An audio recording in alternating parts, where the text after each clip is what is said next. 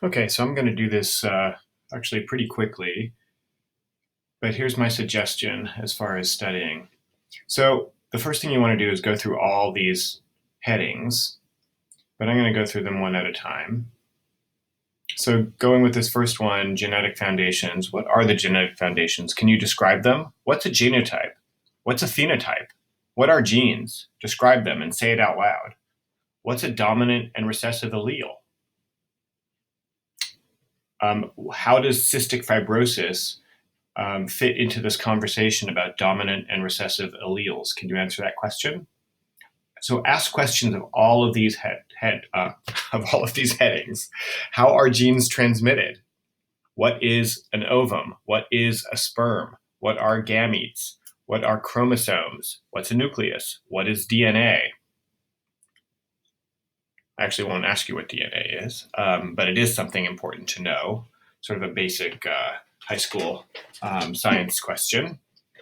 What are passive genotype environment effects? What are evocative genotype environment effects? Can you give an example of them? What's an active niche picking genotype environment effect? Can you give an example of that? Tell me some genetic variations. What is that like? What are gene mutations? Why is sickle cell disease in here?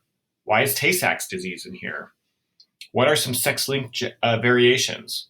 What does intersex mean? What is Down syndrome? Why is it important to know? Why is it included here? What are these graphics? What are these different figures? What do they represent? Why did I put them in there? Why are they important? Same thing with this one. This is one of my favorites, actually. I spend some time in class on this one when I have a face-to-face class, because if you really go through the different scenarios here, the difference between paternal age and maternal age, it makes a big difference. When women are young, paternal age doesn't matter, but when women are older, paternal age matters a lot. So understanding each one of these graphic images is really important. What is conception? What is describe prenatal development?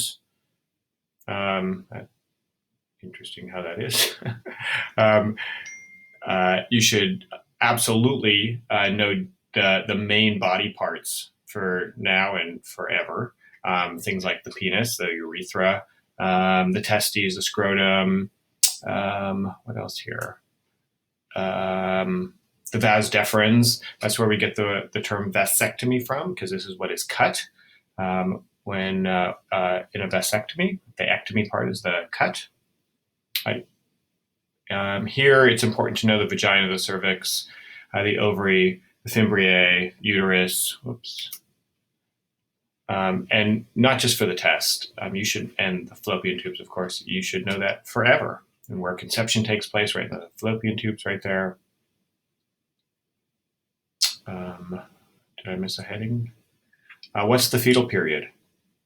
What term is that? When does that occur? And what major occurrences are there in the fetal period? You don't have to memorize all of these things. This is not something I would ever ask anyone to do, to measure all these, to identify all these things. But you certainly should know about the major events of each one of the period of the zygote, which is the germinal period, and the fetal period, the embryonic period.